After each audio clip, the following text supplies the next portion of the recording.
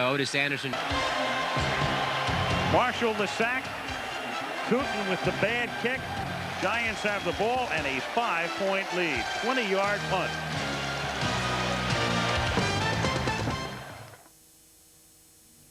So it's this shot for the championship. It's Mr. Cadbury's parrot. When Mr. Cadbury's parrot goes berserk, the geezer just can't get on with his work. He'll step one on your nut, he'll stick one on your nose. He leaves those Cadbury's mini eggs everywhere he goes. Be careful, cause wherever you may go, you'll hear that Cadbury's parrot say, hello.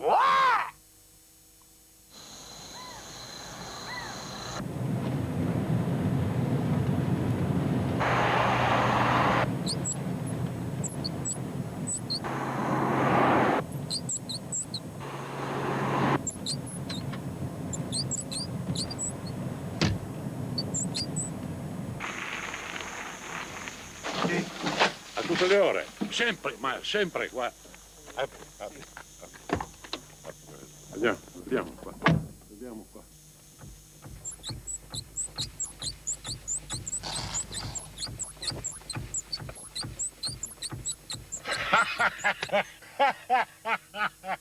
Ecco qua.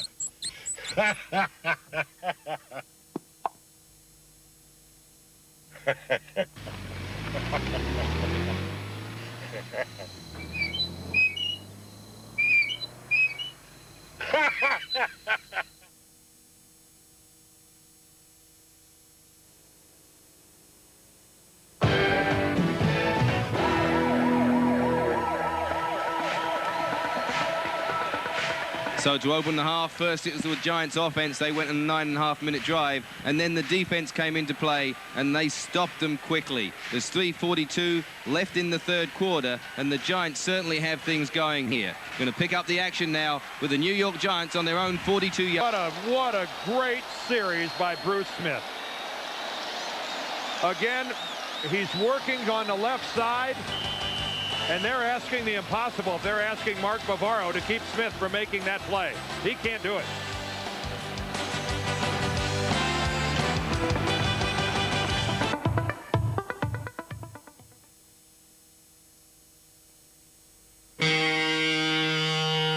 Okay, Miguel.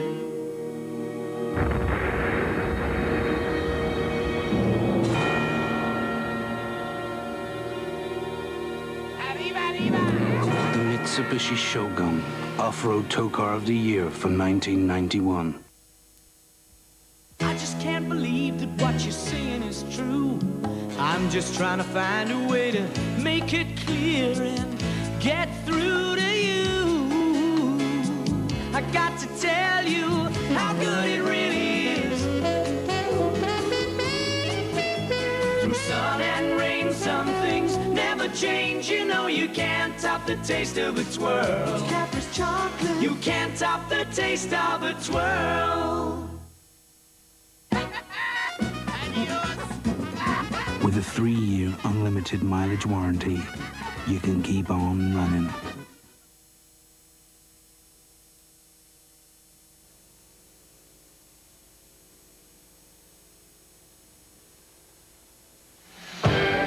Welcome back, everybody. Danny, big fourth down play there. They have been successful in the past, not this time. Well, it's critical for Buffalo to stop them because the momentum was going the Giants' direction. If they'd have got some points on the board, that'd give them some trouble.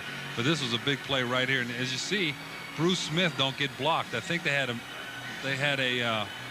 misassignment there in their blocking, and that's how they stopped them.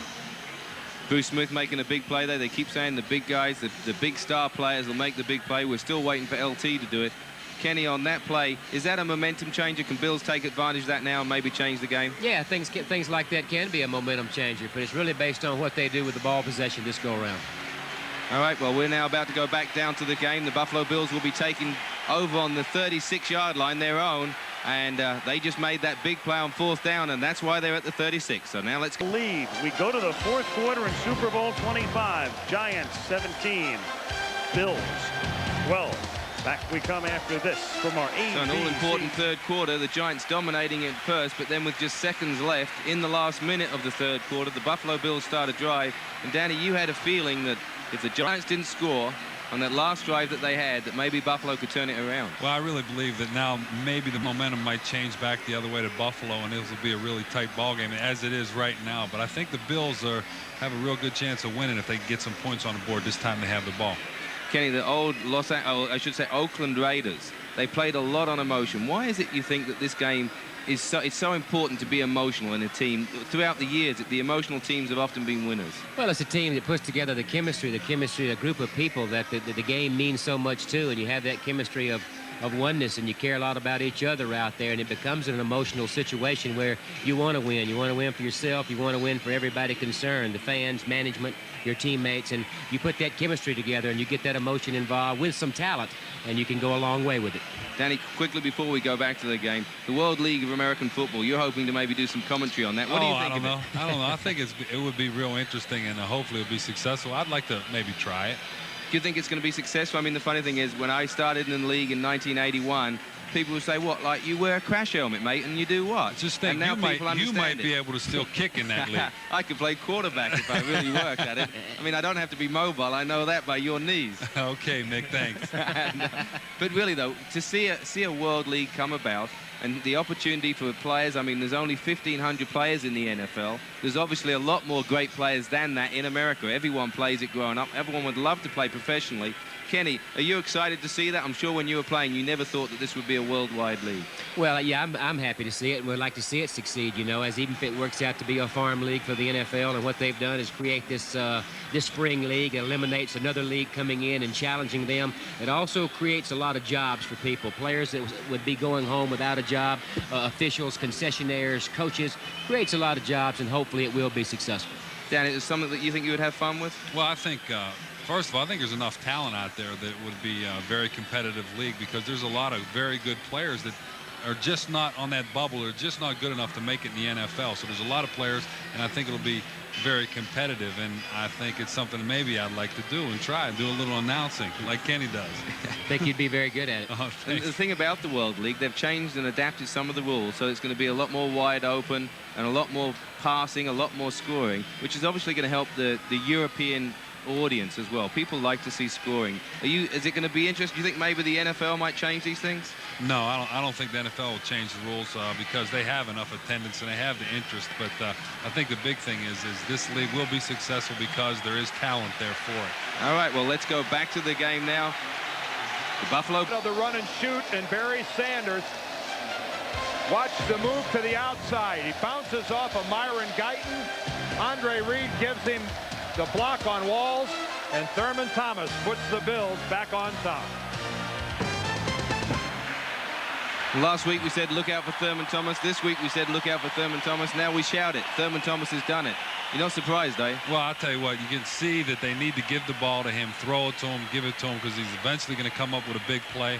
And as you see, he gets this trap block inside, and this is out of passing formation. It's just wide open for him.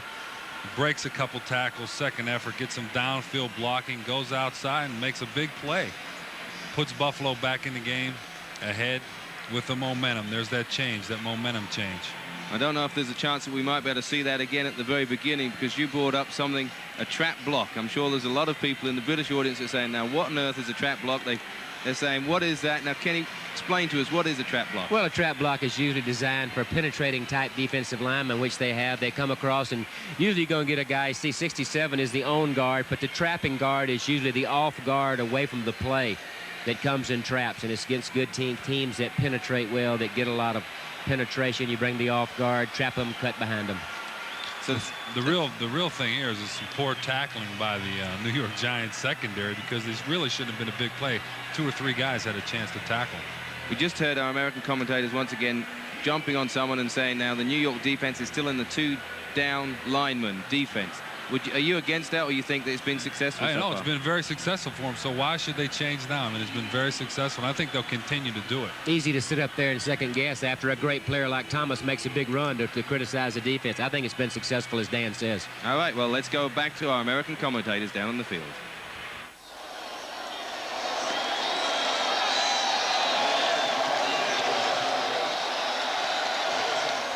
here in Tampa. Look at those. That video of O'Brien jumping up and down and celebrating and becoming a hero around the world, and certainly Scott Norwood a chance to step into those shoes. O'Brien kicked his game winner. It was a 32-yarder with 5 seconds left in Super Bowl V to win it for Baltimore over Dallas 16-13.